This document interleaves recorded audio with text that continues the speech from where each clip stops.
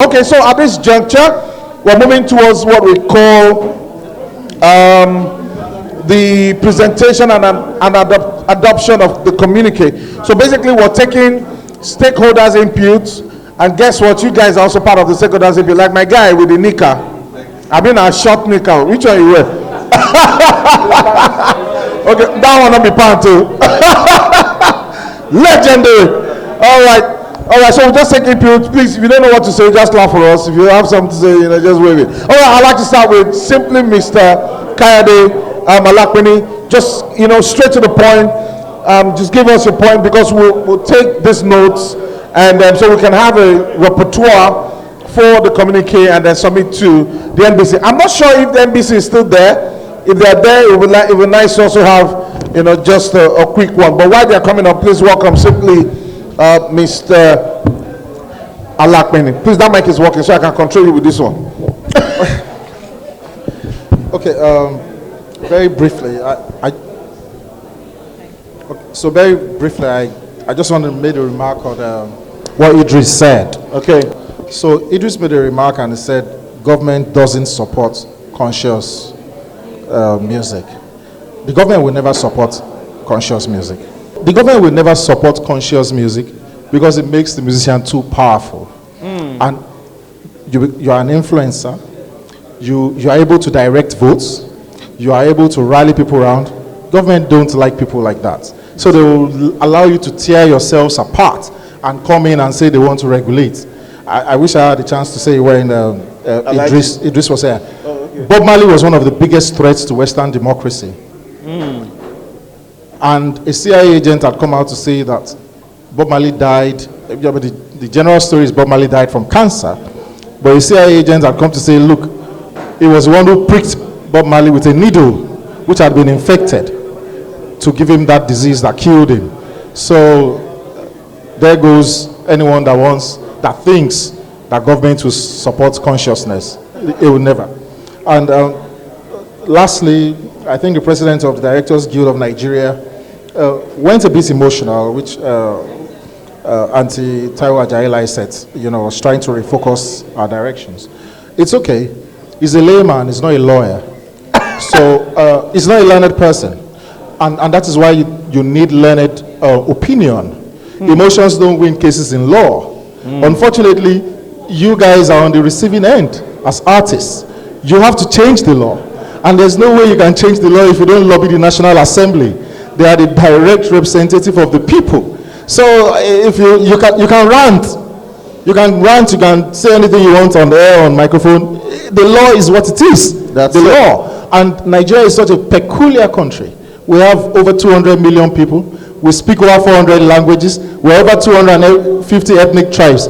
If whatever you want to present at the National Assembly is offending the man in Sokoto, offending the person in Calabar or Maiduguri, you are not going to get anything until you learn how to build consensus and find a middle way. There will even be more draconian censorship if you don't learn how to build bridges and handshakes across the Niger. Whatever laws that you want to promulgate, okay, we want artistic freedom, we want freedom of expression. You are going to present it in such a way that will not offend even the man in Ibadan, or whatever you are saying is going to denigrate the culture of a proper Yoruba man. You only have to see what people are saying about the late Alaafin of Oyo on social media and talking about his wives and everything. Is that part of free speech as well? And you expect people who are custodians of the culture, they will even shoot it down at the National Assembly. Thank you very much. Thank you. All right, guys, so we are at that presentation and adoption of communique. So once you have the opportunity to speak, please just make it short so that our repertoire can get these notes clear.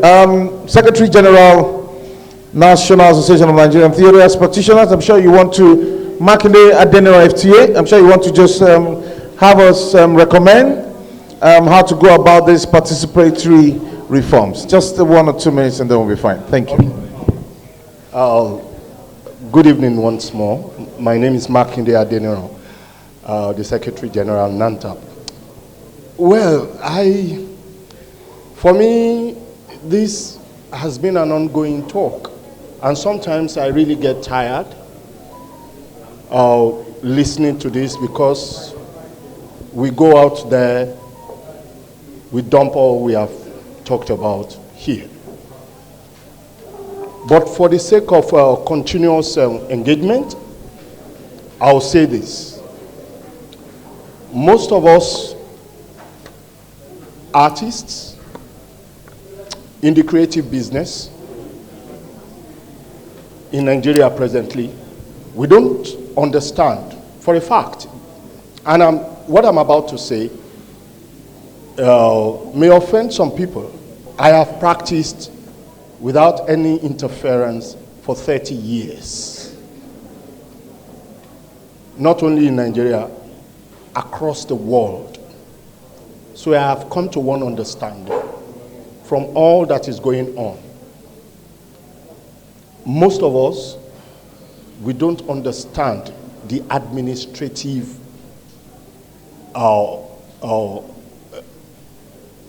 the administration of arts. And unfortunately, some of us are holding on to some association, so some guild. We are controlling them. And we get easily emotional over issues that are just about structure. The creative sector in Nigeria is the only gold, and I'm so bold to say it, that Nigeria has now. Oil is drifting away. We have 200 million people. Our youth are a greater part of that. Our creative ability is top notch, but we are structureless. We don't understand a whole lot of things. Policies are not in place to favor us, and we are not even ready to look at those policies and negotiate with those who are lawmakers. We believe outrightly that we are the bride. Therefore, everybody must see us as the best thing after bread and butter. Of course, you are. But it's all about negotiation. We must understand that the world is first and foremost about commerce. We have culture. African culture mostly are coded. Even most of us have not been able to decode some of it. We are just scratching the surface. The earlier we know where to tackle all those issues, the better for us. So the issue of patriotism will only come when you understand your culture, you understand the business of your culture, you understand the administration of your culture, you understand the education there inherent, and then you will respect it for now. And that's why you are running away from it. You prefer to import that one.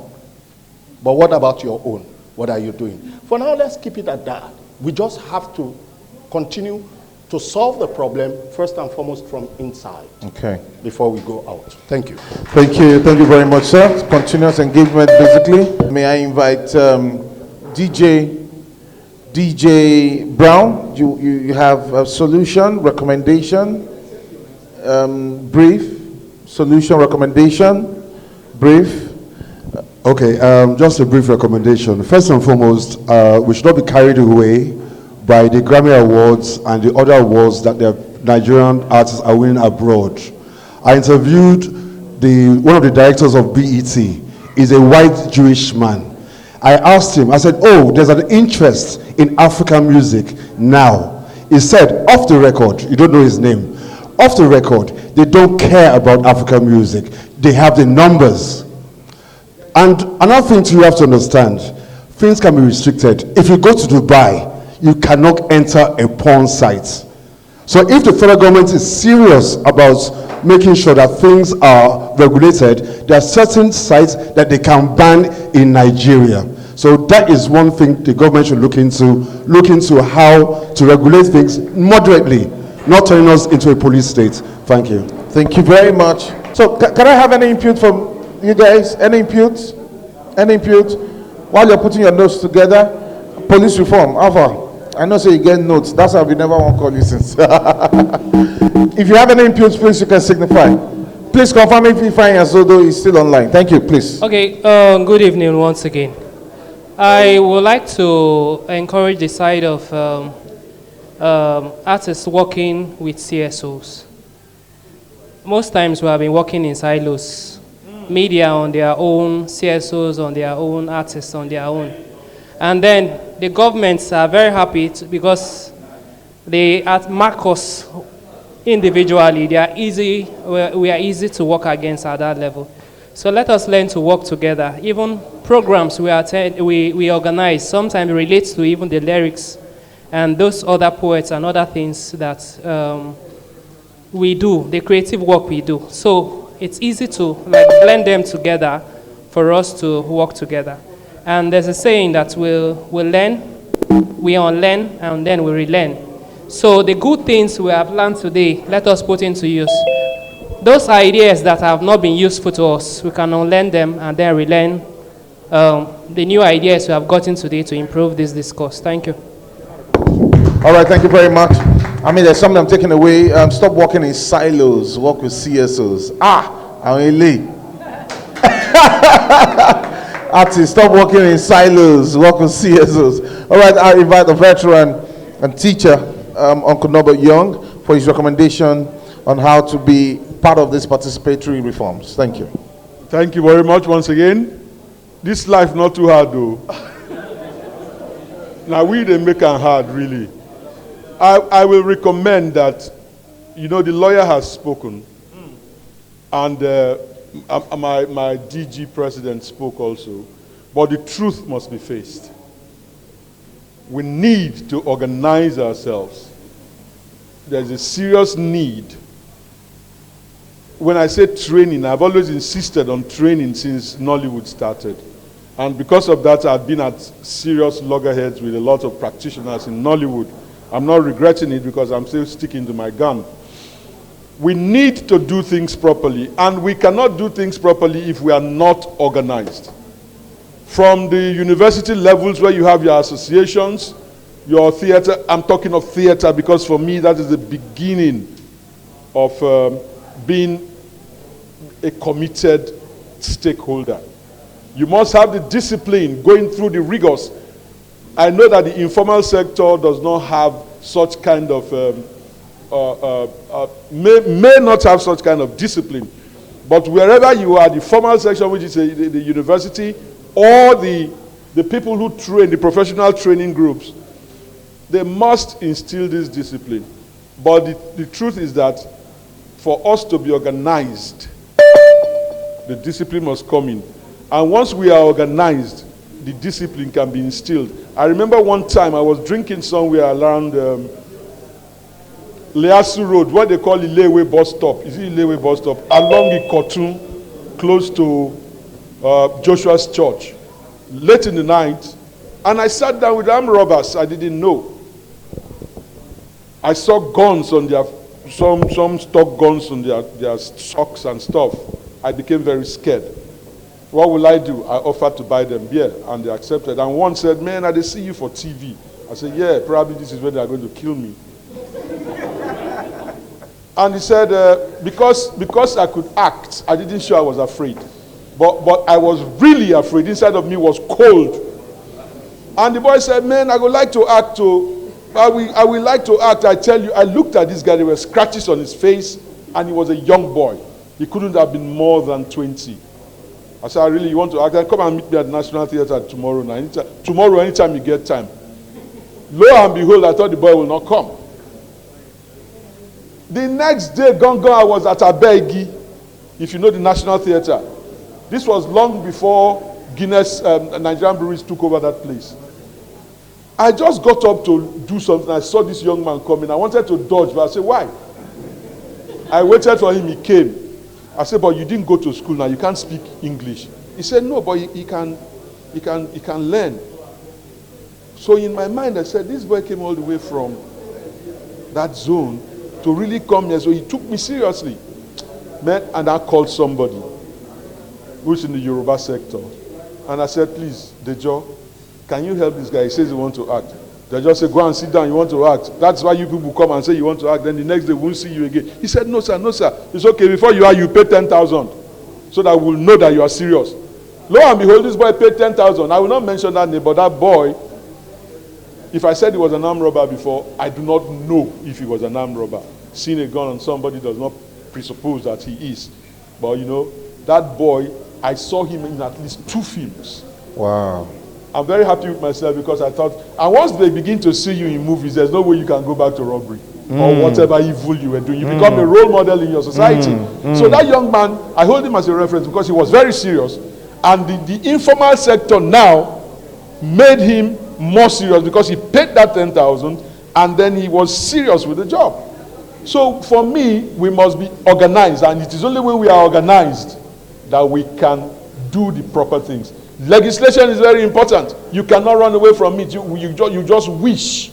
But we have to organize and have a lobby group in the National Assembly to keep lobbying for legislation to be changed in our favor. Apart from that, I'm sorry to say, we talk up and down and this and that. We may not have many changes. And please, the business we are involved in is like a religion to me. I feed my family, I live my life. I'm a very content person because of the money I earn in my business. And I do not believe anybody is better than me. So we must take our business seriously. It is not glamour, glamour, glamour, glamour. We owe a responsibility to society. Whether you like it or not, you are a role model to some people. And like I said, I was in my car driving one day. Unfortunately, I was holding a cigarette, and some children were in their father's car and they saw me. Hey, Daddy, look at that man and this and that. Daddy, he's smoking, he's smoking.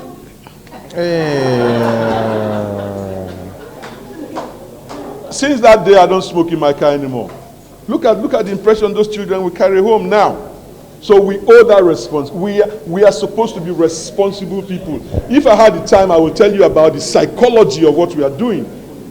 We affect people's lives, whether we like it or not. I was beaten by 2 young girls, 1992. Uncle? Because of checkmate. Yeah. I was beaten because I played the role of a very randy lecturer, and 2 young girls were in that car who probably just got married. They slapped me, correct slap, but 6:45 to 7 a.m. I was going to work. And the bus driver and the conductor wanted to fight on my behalf. I said, leave them. I understand why these girls are doing this thing. Don't they stone Fade Loro on the road? You think they just do that? In London, there was an actor who was always, anytime he appeared in Hammer House of Horror, he was always killing women. And some women saw him going into the store on a very good day. You know, excuse me, they waited. As he went into the shop to do his grocery, the women organized. And then when he came out, said, excuse me, are you that man? Oh, yes. He was carrying his grocery bags. Oh, yes. The next thing he had on his head was the heel of the shoe. They beat that man. It was the policeman who was standing by that came to his rescue. All his grocery was scattered on the road. Because they are affected.